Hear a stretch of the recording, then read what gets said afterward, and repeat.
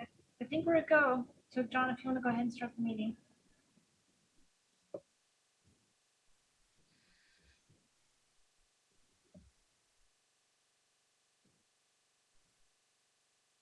John, you're on mute.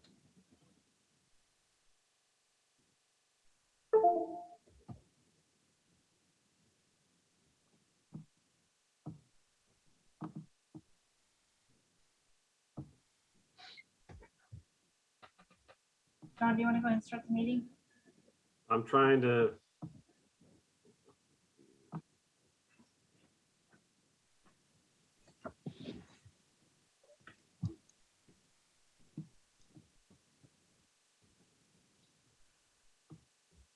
Can you hear me? Yeah. All right.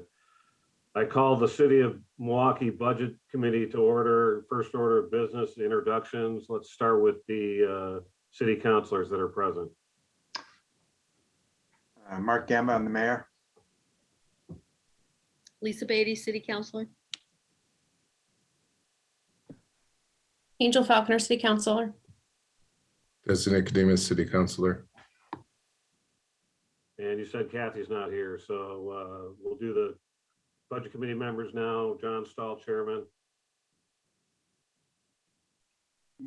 Michael Osborne, citizen member. Mary Rose, citizen member. Leslie Schochner, citizen member. Kaylee Nance, citizen member. And finally, last but not least, our esteemed city staff. Brian Dennis, Finance Director. Keith McClung, Assistant Finance Director. Judy Serio, accountant. And over City Manager. First order of business, the approval of the May 17th, 2021 committee meeting minutes. Do I hear a motion to approve? Move to approve. I'll second.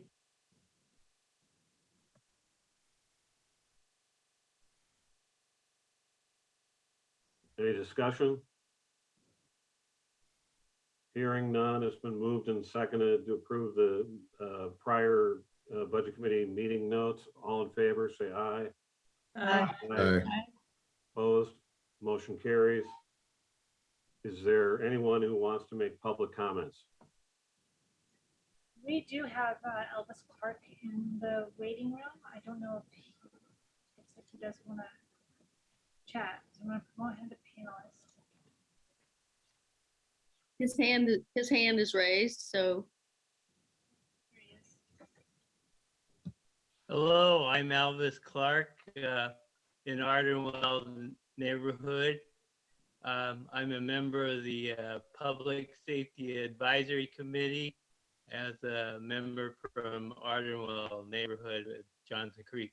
And our last Thursday meeting of PSAC, Steve Adams, our city engineer, said that the city had come into some money from the federal government from the probably from the COVID stimulus and recovery stuff. Anyways, I wanted to advocate for using some of those monies to shore up some of the roads that are key to Ardenwell. For instance, King Road, the segment from 36 to 40 is in pretty poor condition, and it's used by pedestrians and bicyclists to get up to the Safeway at 42nd and King Road, place of business complex. And so that road could use some really good work to it to fill in. It's got a lot of ruts and potholes and loose gravel. Makes it a little bit challenging. There is some traffic that flows down to the hospital down King Road from 42nd off the King. And another thing was Llewellyn Street, which goes from the former councilor Shane Amba, who still lives there, and that street was supposed to get some PSAC money for putting in a sidewalk, but that goes up to the 42nd to the Safeway complex. But that was under Chuck Eaton when he was here as city engineer. After he went away, it kind of faded away, and so there's about $1 million supposedly PSAC money that was supposed to go for special projects that the neighborhoods selected, but I don't know whatever happened to that one. But that's another street that could use some extra love. Anyways, that's all I was doing, is advocating for some extra use of the federal monies that we come into there. Thank you.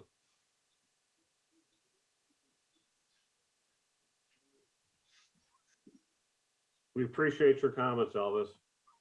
Thank you all. Have a good evening.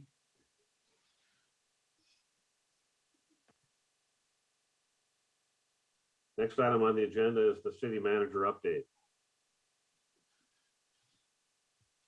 Hi, everyone. Welcome back to Zoom. Nice to see you here. A few things are going on right now that are worth mentioning. The first is that some of you may have heard generally in the work environment right now that a large percentage of the work population is out looking for new jobs, kind of a thing called the Great Resignation.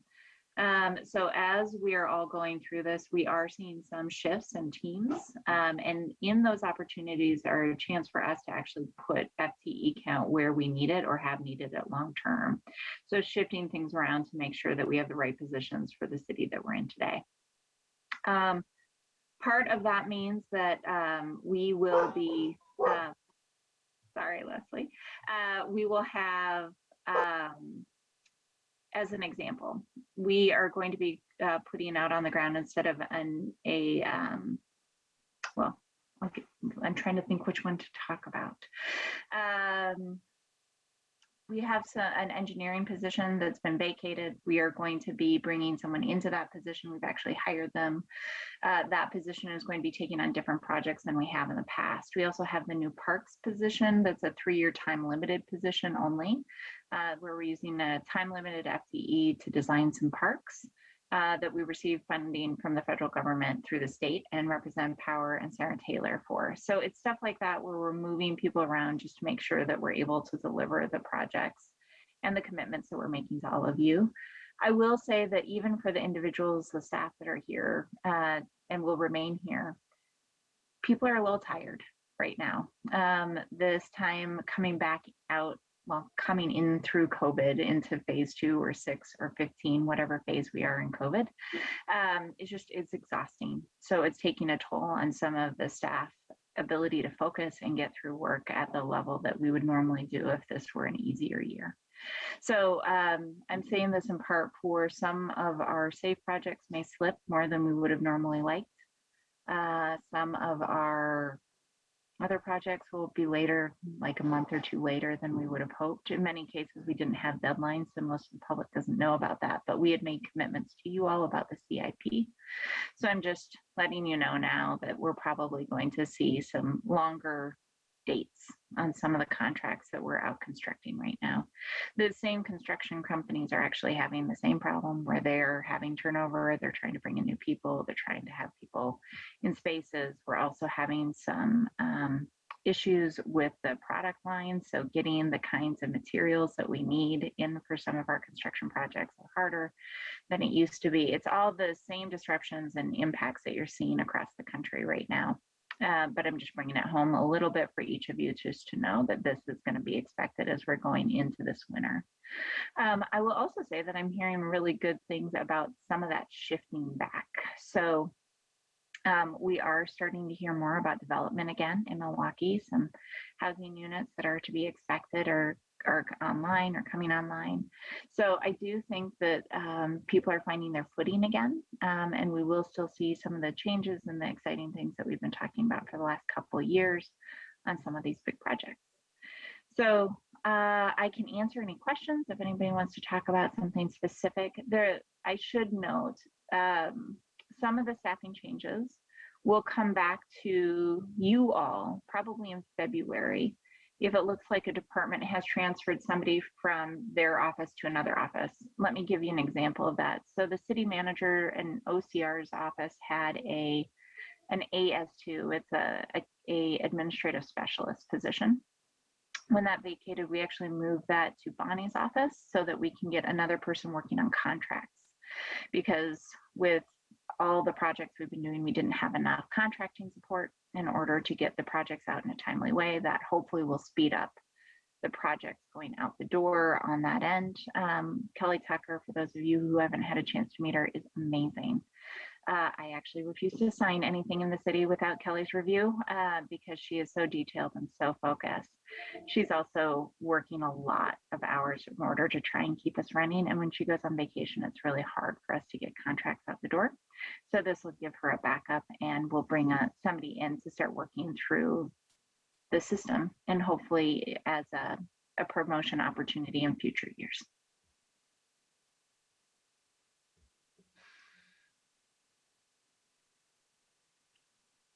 Hearing no questions, I appreciate the honest feedback that you provided. I know it's got to be tough in today's environment to be an employer.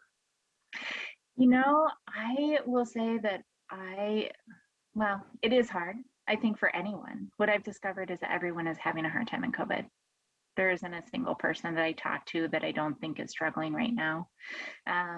And I hope our community members and all of you know that we're on your team. And if there's ever a way that we can be of support to you, that we're here for that. I also think that there's a great opportunity. There's never been a chance for a city manager in the city of Milwaukee to actually move some of the FTE count around because the positions never lined up. So sometimes when you have a couple of positions line up, it allows you to do some things that otherwise are really difficult to make it a more efficient system. So I'm actually really excited and sad, right? I'm sad to see our coworkers leave. I adore them, and we've always had such great people here. And on the other side, it's a chance for us to make sure we have people in the right spots to maximize what we can do for the people of Milwaukee. So it's a sadness and an opportunity, and we just keep pushing through that way.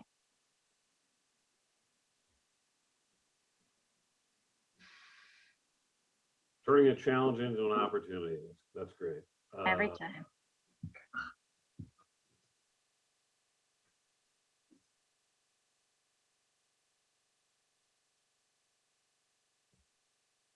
That's, I think, everything I have. If anybody wants to talk to me individually, they're welcome to reach out, and I'm happy to talk about what's happening on a specific project or in any of our departments. Back to you, Joe. Okay, next item is a review and discussion of the quarterly financial report for the fourth quarter. This is the fourth quarter financials for fiscal year 2021. Some highlights on the financials for this quarter. We're midway between the biennium. These are unaudited citywide financials. The city is currently being audited for the fiscal year 2021. We do anticipate that this audit will wrap up sometime in the end of November. Therefore, this report does include the unaudited numbers. Although we do try to make sure we capture everything and all the accruals, there is a chance that we can still have changes in the fourth quarter as we go through the audit and go through the final work papers. But before we dig into the main financials, a couple of highlights from this last quarter, I wanted to point out. First, I wanted to congratulate the finance staff on their hard work in achieving the Triple Crown Award, which is for using all of 2019 financial awards for the annual financial report, the People's Annual Financial Report, as well as the budget report. We received that from the Government Finance Officers Association, and it's one of the highest awards that the finance department can receive. So we are pleased to receive that, and we are also expecting that we're going to receive that for 2020 as well. We did submit our 2020 financials in January when we finished the audit, but that takes a little bit of time for the GFOA to award to come through. So, but these awards basically signify how we are transparent and we have the highest regards for the financials and how we present the financials, as well as the accuracy of the financials as well. So within the quarterly report, also starting on page 5,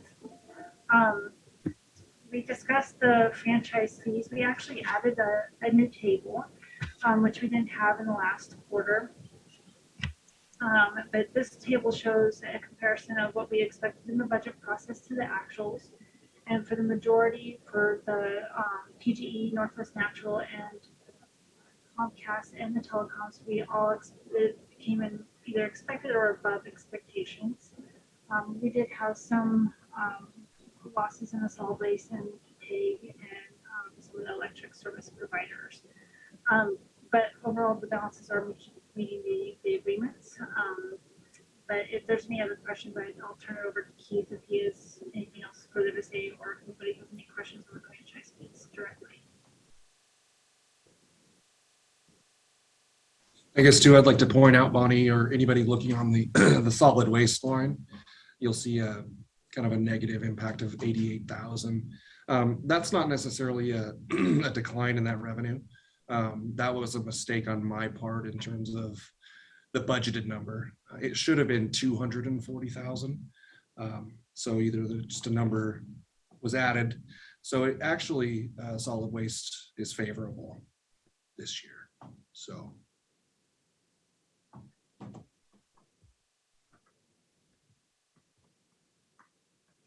Any other questions on the franchise fees? I think it's a very welcome addition. Because this is an area where if we take action, we might actually be able to extract additional revenue from some of these companies. Yeah, I also wanted to, since we went past it, I hope everybody had a chance to read the property tax section. It was really well done and I appreciated it. I will be able to utilize that this year, I hope. And Bonnie, for whatever reason, your sound is a little garbled.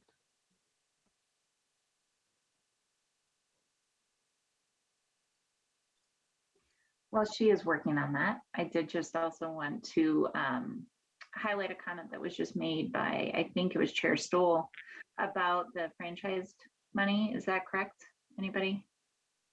So we've been talking about trying to bring in a consultant in order to help us secure more of our back pay. We've had some troubles doing that. There's just not a lot of people in the United States doing it on a contracting basis. So that is one of the places where we are looking at using an FTE to see if we can actually bring somebody in order to do that work. We'll see if it works. But just as a tie back to the previous conversation, that is a place where we're trying to get additional resources. Okay, is this better? Oh, no, okay. Is that, I missed the, if there was a question earlier, sorry. They were just having a hard time hearing you, and he was giving you credit for an excellent property tax section that you and Leslie worked on. Okay, well, thank you. Okay, moving on to utility fees. So on that same page, we have an increase, as we noted before, there's an increase in the receivables. We added a table as well to this section to show what that receivable looks like if you were past due by 2 months, 3 months, and 4 months. This is the time period that you would have actually had your water shut off if you weren't in the moratorium. So typically it's a zero balance, but right now we're looking at 382,549 across all the utility accounts. We did break that down to commercial, residential, and multifamily, but what we didn't do is actually break it out by which fund specifically, which is something that I think we could probably add in for the next time. But if there's any questions on the utility fees, but that's the receivable that we're currently looking at right now.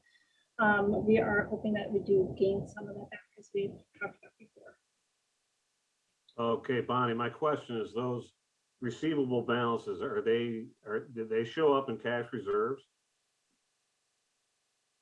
They show up on the balance sheet. So they're actually in, there's the revenue that you see in this report is the revenue that we would have expected it, but we actually have a balance sheet item for the receivable.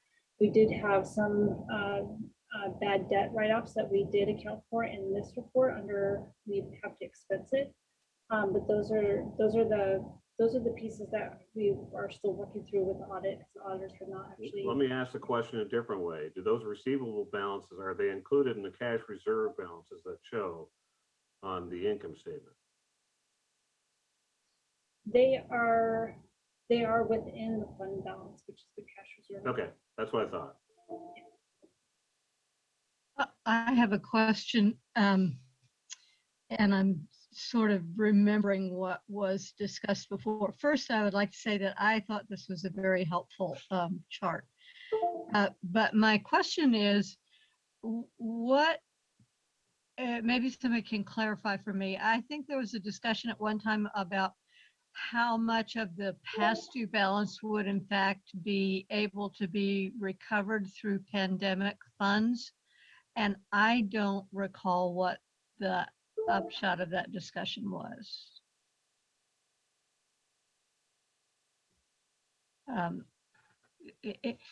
Are these I guess, let me put it a different way. Each of the accounts that are past due, do they have to individually apply for assistance, or is there a way for the pandemic funds to be used to cover the what the city is not recovering right now?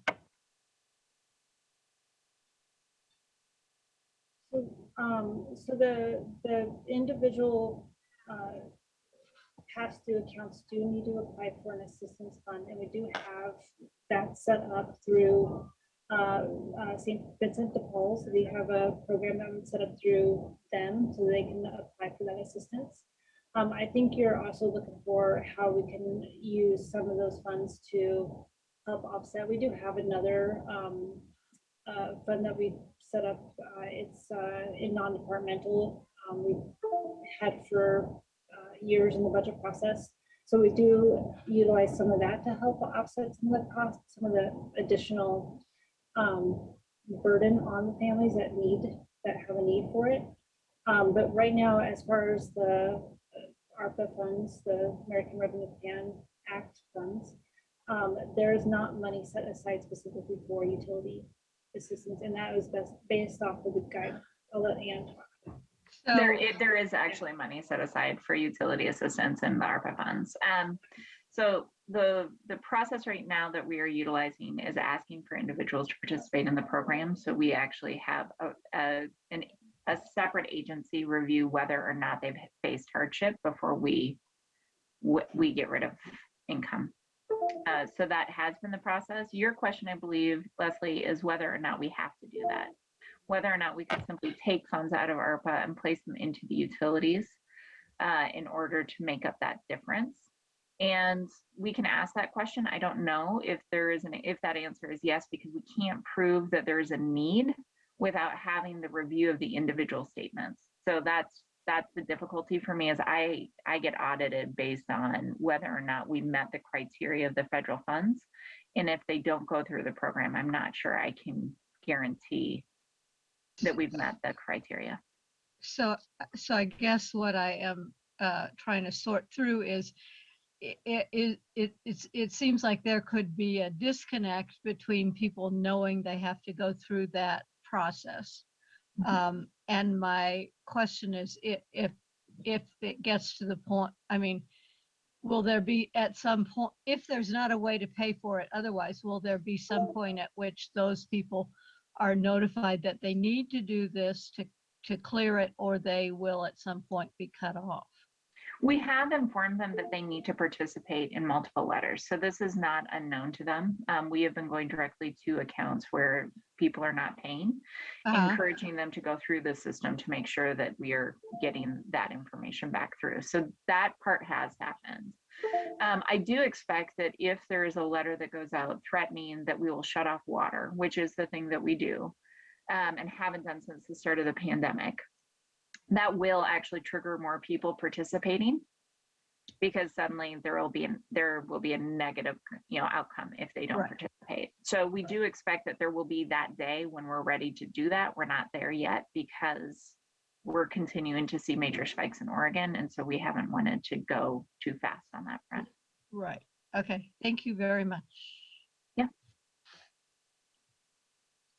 And while we're talking actually about federal dollars, just for 1 minute, I can say this again at the end, but there was a question tonight about how those funds could be used that we received and whether or not they could be used on roads.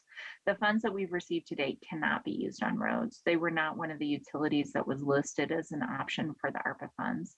There is an infrastructure package currently in Congress that if that passes, it does have roads money in it. How those funds would be distributed is still very unknown.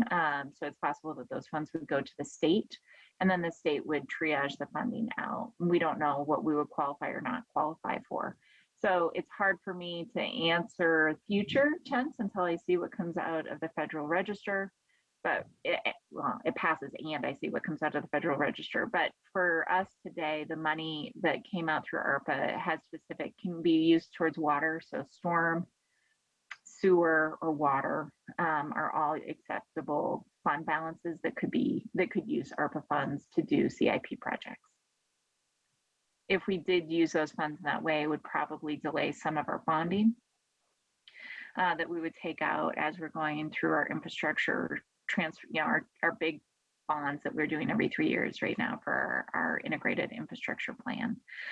So those funds would not be bonded in that tranche or not at the level that they would have been without the ARPA funds, if that's where council decides to go. That sounds like a plus. It's a plus. There's definitely some benefit in it, but and the funds, but for instance, one of the conversations council had was using some of the funds for its broadband. So we are doing like a broadband study using some of those dollars.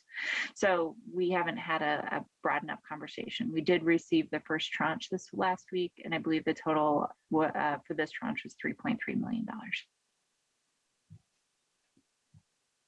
Back to you, Bonnie. Sorry for taking over your meeting. Okay.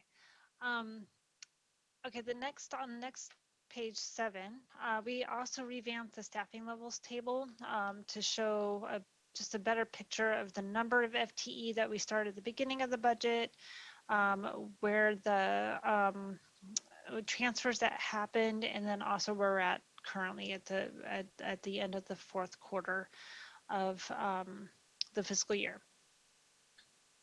Is there any other questions on the staffing levels? I know that Ann already addressed quite a bit of it earlier as well. Okay, I'm going to jump on into the general fund then, which starts on page 10. As you can see from the revenues, the general fund came in about 3% higher than what we originally expected for the budget.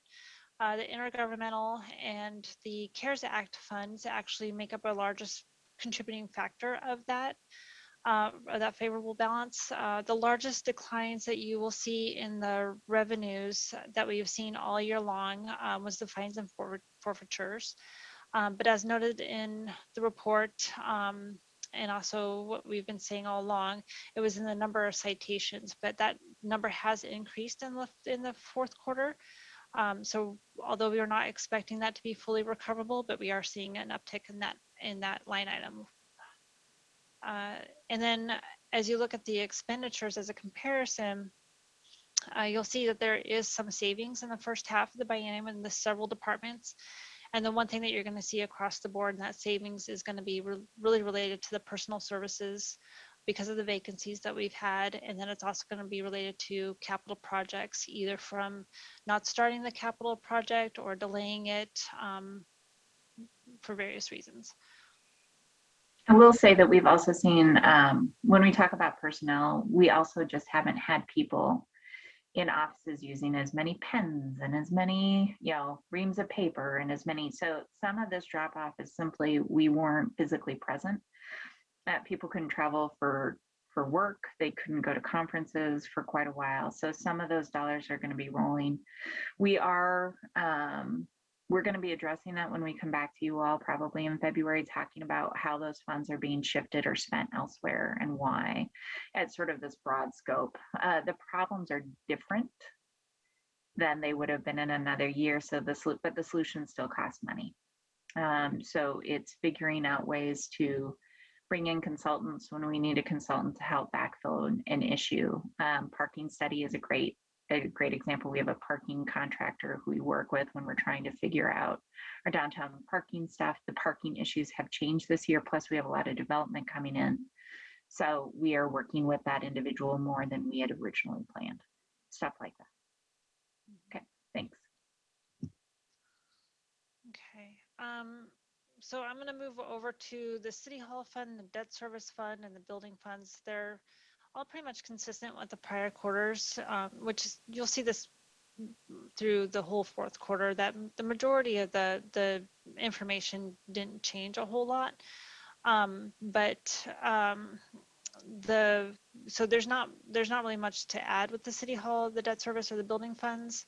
But I did want to talk a little bit about the affordable housing or the construction excise tax fund, which does include the budget transfer that we had done for the intergovernmental revenues, because we received some money for the business relief grants. So the city did receive an additional $9,000, which we did expense, but that also got absorbed from the other savings that we had in the expenditure savings. So we're not out of compliance, even though that line item looks over, but overall in the fund and the department, we are fine for local budget law. Also, it was noted earlier about the 2.0 expenses, that there was no expenses done in materials and services, but that was also related to focusing really on the relief grants in the last year. So Can I go back to City Hall Fund? Just curious as to whether everything is still on track for the handover of City Hall, or has COVID and all these other things delayed the credit union's move? It has not delayed the credit union's move. They've actually been under construction this past year. When the new CD director's on board, I am planning on having a conversation with them about where they're at with that individual present, but I wanted to wait what's probably about 2 weeks before I do that, maybe 3.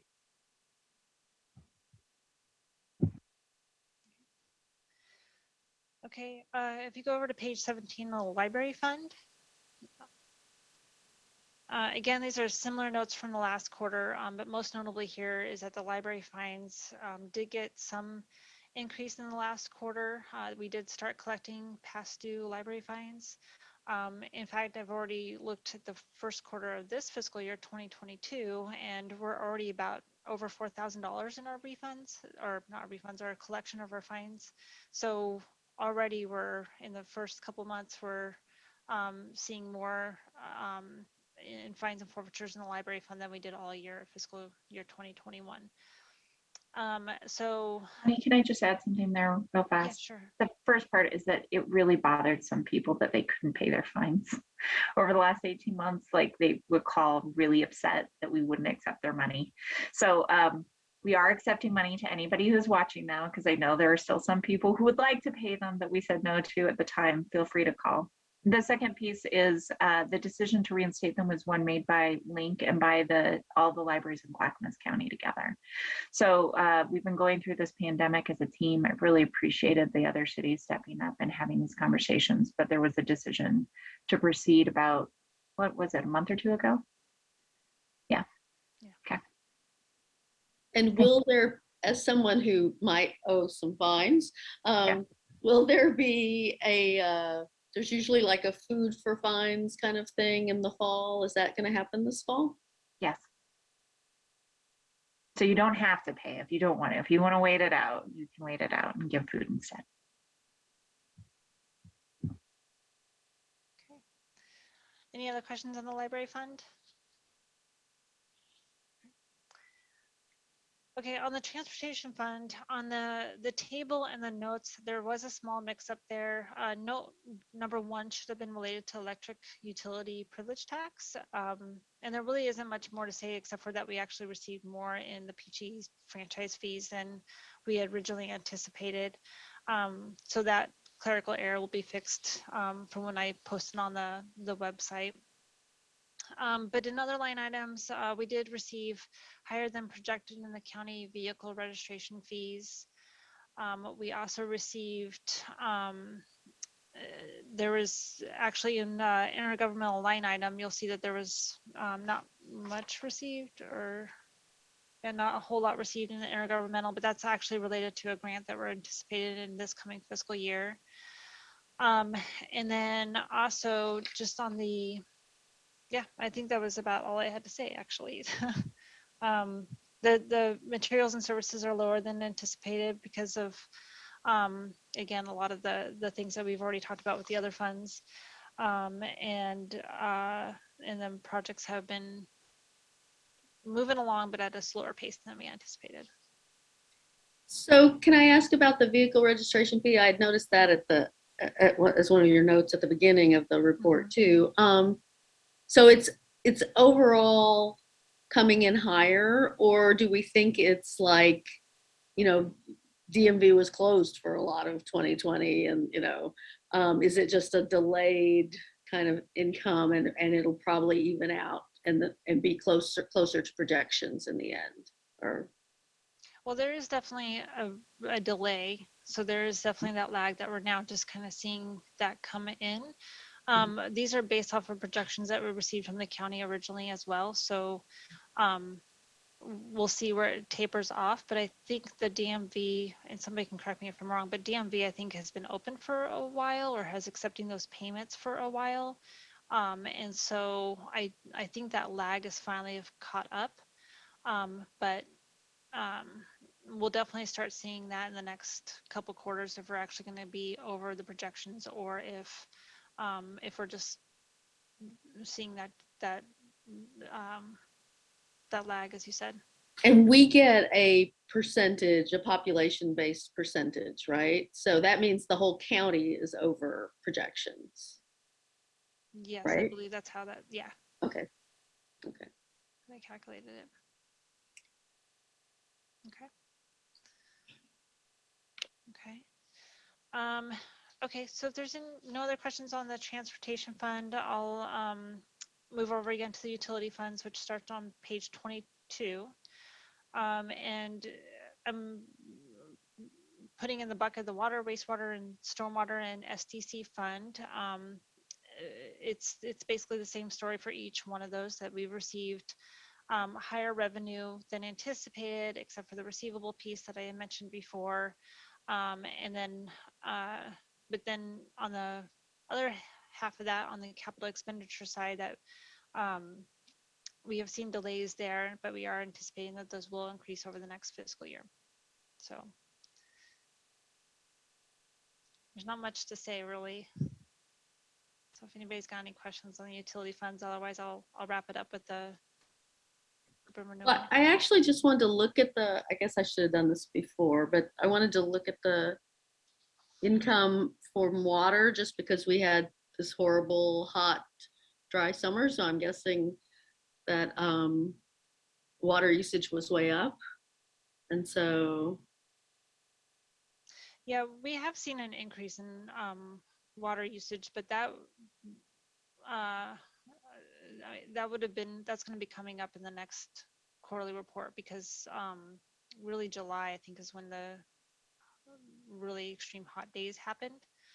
And this is only as of June 30th. So, and the billing is usually quite weeks later. But just in general, we have seen an increase in water usage over the last year.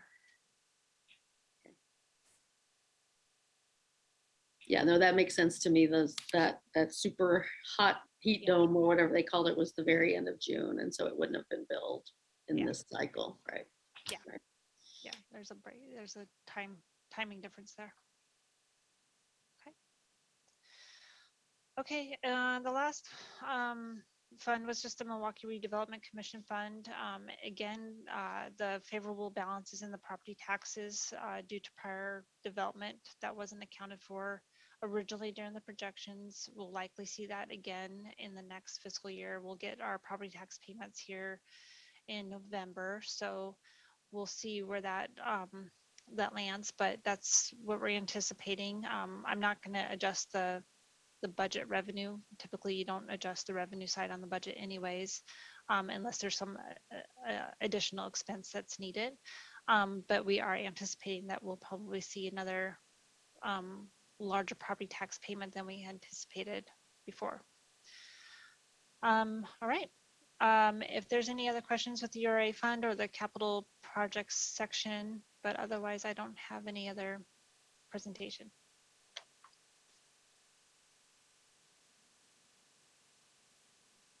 I have a question. It relates to the Monroe Street Greenway.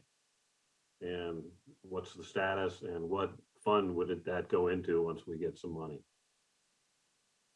Kelly, do you want to answer the question on the fund? I don't know the fund balance. On the Monroe Street Greenway, I'm sorry, what was the question? Yeah, Where does the money go? would that be part of the transportation fund or? That should be part of the transportation fund, but let me just double check here. Hold a sec. I don't think we've gotten any money yet, but I was just kind of curious as we're going through. I know that our conversations with ODOT have been going really well, and that those are helping. We also are hopeful on one of the stretches that we will not be funding. It'll be done with the development of the Monroe Apartments. So we're waiting to see what happens with the Monroe Apartments, but the money is starting to become a little easier, and the infrastructure package going through Congress is another place where we could pull hopefully some additional resources to complete it. But as Councilor Beatty has reminded me about 10 times, we never actually expected that this would be done in one swoop. So right now we have a large amount of money to do a good portion of the project, and we're going to do those portions of the project, but it is possible that we will have a phase 2 on that project. Thank you. Yeah, and just to confirm, it should be the SAFE fund and the STC transportation. With the money coming in, will go into the SAFE fund. SAFE fund. Yeah, the SAFE fund. If there's nothing else, the next item is other items.